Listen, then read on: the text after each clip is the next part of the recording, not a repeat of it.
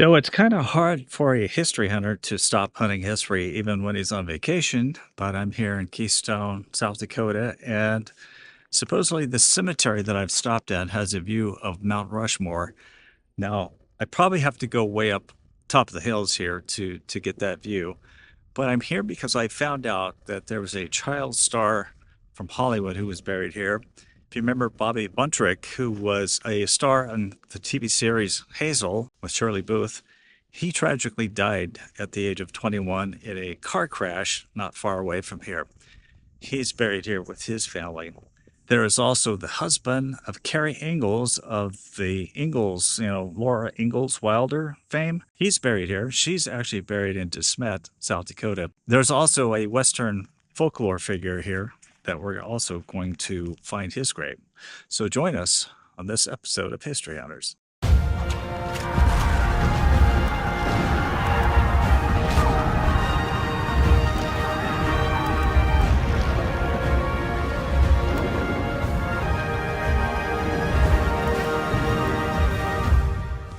Here at the very beginning, we see a giant piece of gold.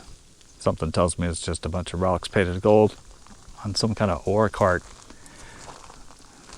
This little marker here talks about the historical aspects of this place. This was originally deeded to the Modern Woodmen of America Fraternal Lodge and was signed by President Theodore Roosevelt, whose likeness looks down on the cemetery. So this cemetery dates back to only 1900. The first body was that of an 18-month-old daughter of Patrick Hayes, who was reinterred here from Harney Cemetery 3 miles downstream. Right beyond the gate here of the cemetery, the property boundary for the National Park Service. So when I first saw this, I thought it was the caretaker's office. It's actually a little memorial chapel. I wonder if it's open.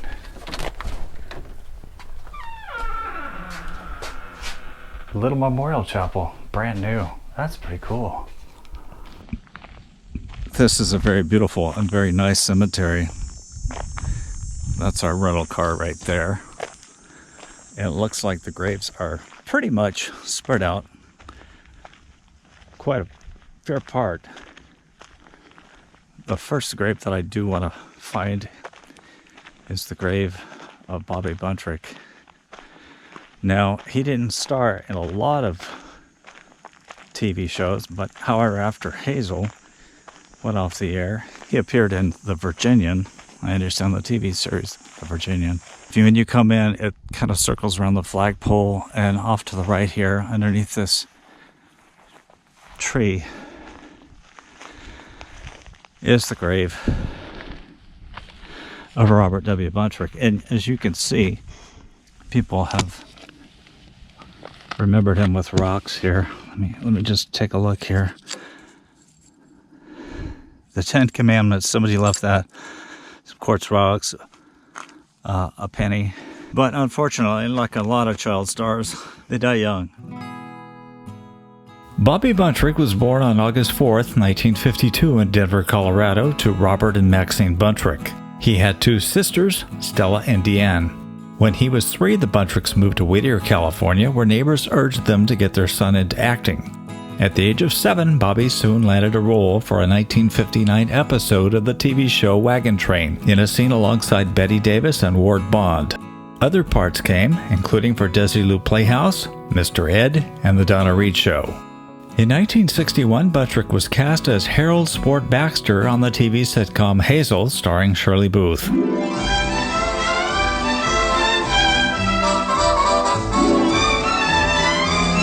The series aired for 5 seasons, first on NBC with Don DeFore and Whitney Blake as George and Dorothy Baxter. The last season aired on CBS in 1965 and 6, retooled for CBS after DeFore and Blake were dismissed. In the show, Harold lived with an aunt and uncle. Bobby attended Lake Marie School in Whittier, but during the filming of Hazel was tutored on the set. Thanks. What word did you miss in spelling? Beautiful. Oh, now, how could you miss beautiful? I went over that with you last night. I forgot and spelled it B-U-T-I-F-U-L. Oh, for Pete's sake. Now spell it right. B-E-A-U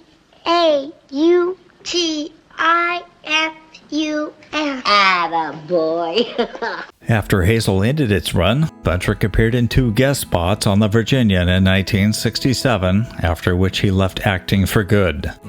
The Buntrocks moved to South Dakota, where Bobby attended public school, and after graduating from Sturgis High School in 1970, joined the National Guard in nearby Rapid City.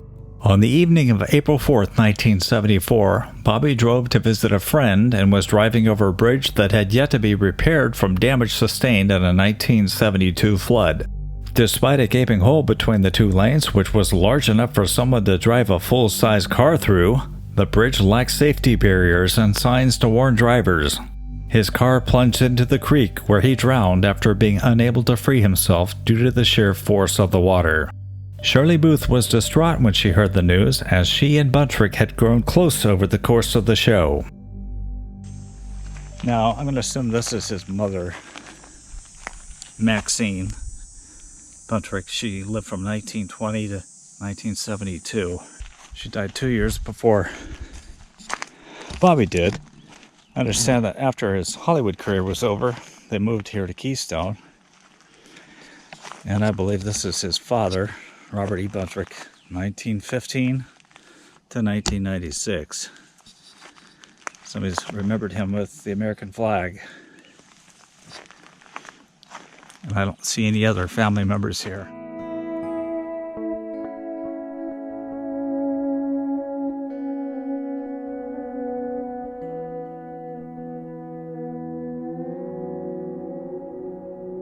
Right up here is a character, Wild Horse Harry Hardin. Everyone has to believe in something. 1896 to 1984. Now, Harry's got a weird claim. He claimed that he was a survivor of Little Bighorn, which, if you know anything about the dates of that, Harry was born 20 years after that. But it's funny how some of these old timers, they make claims that when they're caught, it's pretty funny that they want to be known so much by fame that is not owed to them. So this is one of them. So Harry posed with his burro as a prospector for some kind of brand of Black Hills gold here in Keystone. So he became quite a popular figure here in town. And I'm also going to find the grave of David in Swansea. He was a merchant here in Keystone, and he married, his second wife was Carrie Ingalls of the Little House on the Prairie fame, was the sister of Laura Ingalls Wilder. Off in the distance you can hear the chopping of a helicopter, the Mount Rushmore helicopters that we took a ride on yesterday. But I found this grave that's interesting. Here's a private who died in France, October 15th, 1918. Richard T. Evans, South Dakota. He's private first class, the 313th Engineers, SS Division. There it indicates that he died in France. I think every cemetery that I've encountered has some kind of war hero. World War I, Civil War, World War II. The whole country, These people fought and bled for their country, their freedom, and I think one of the most pathetic things that really irritates me as an American is the fact that all these people died for freedom, and yet the voter turnout in this country is absolutely pathetic. It's my political spiel. So here's another one. Benjamin M. Mitchell, Company L, 12th Missouri Cavalry. This is a Civil War grave. Still looking for Mr. Swansea, and I think I just found him. So here he is. In fact, there's a street in Keystone named after David Swansea, husband of Carrie Ingalls. Now, Carrie died in 1946, I believe. David Swansea came to the Black Hills in the 1890s and staked a claim. I understand that his claim is near where the Roosevelt Inn is today. Now, his other claim to fame is that he named this craggy peak not far from Keystone after Charles Rushmore, an attorney that he knew from New York City. And of course, later, Gutzon Borglum would take that mountain and turn it into one of the nation's biggest landmarks a major tourist attraction here in South Dakota, of course. Now, Mr. Swansea also married somebody who worked at the Keystone newspaper. She turned out to be Carrie Ingalls of the famous Ingalls family. That's depicted in the Little House on the Prairie book series, as well as Little House on the Prairie TV series. So he has a great claim to fame. Now his wife, his first wife, was Elizabeth J. Gordon Swansea. She lived from 1876 to 1908. Apparently he liked to marry younger women because his wife was 20 years younger than him. I don't know if you can hear that, but the steam train, the 1880 steam train in Keystone, the whistle's blowing right now, so lends to a very nostalgic feeling here. Harold Swansea, who was the stepson of Carrie Ingalls, she took care of him. Tragically, he died in a car crash. Now, it looks like they made some kind of adjustment. He either died in 1938 or 1939, but the Masonic Temple here has remembered him. Now, here's one of those zinc markers. They last a long time. I understand that they were cheaper, but this one is for Joseph Everly. He died in 1899. He was just 26. Can you imagine the number of winters that this marker's been through? Now this is kind of odd, how they took Sergeant William Rhodes, Company H of the 25th Missouri Infantry, and they gave him another marker that's hidden back here, 1837 to 1910. Remember the GAR. Now it makes sense that this cemetery would have some of the workers who worked on Mount Rushmore. In all the years, in the 12 plus years where they were carving Mount Rushmore, not a single person died, which is quite a feat if you think about it. So right here is Robert F. Heimbaugh. He lived from 1906 to 1991, and right there it says Rushmore Worker from 1932 to 1941. And I don't know if you can make that out, but there's a cutout of the faces of Mount Rushmore. And there's his wife, Martha. I had the distinct privilege of going to the 2001 4th of July celebration at Mount Rushmore. And there was a man there by the name of Glenn Bradford, and they announced the fact that he had worked on Mount Rushmore on scaffolding. I took my book that I purchased there at the Mount Rushmore gifts shop, and I went up there and I had Mr. Bradford sign it. Now, I just recently, on this trip, purchased a book that the last surviving Mount Rushmore worker had signed, a little card that was inserted in the book. He has since passed away. He's actually buried right here. Don Nick Clifford. You can see that he passed away in 2019, and his second wife, Carolyn, is right. Well, she will be next to him. Apparently, she's not dead. Looks like 21 years difference, but check it out. Isn't that cool? The heads of Mount Rushmore are engraved on his tombstone because he worked on this from 1938 to 1940, and somebody has remembered him with an American flag. So before I came here, I didn't know anything about Mr. Clifford, but I was in the bookstore at Mount Rushmore, and they have this book for sale, and I purchased it because it has a baseball card inside that he has signed. It's called Mount Rushmore Q&A. Supposedly he was the last surviving worker for Mount Rushmore. That entire generation, the greatest generation, has passed, and that's kind of sad. You may know of some people left who are from the greatest generation, but they're quickly fading. Now this is kind of interesting. This is the Hayes plot, and if you see right there on the upper left, it says the Rushmore Kid. Not sure if he worked on Mount Rushmore, but it's doubtful. So I doubt if you can see it, but way off in the distance, I see Mount Rushmore. Now I have a camera that's got a really great zoom. I'm going to zoom in on that and show you that this is the only cemetery that I know of that has a view of Mount Rushmore.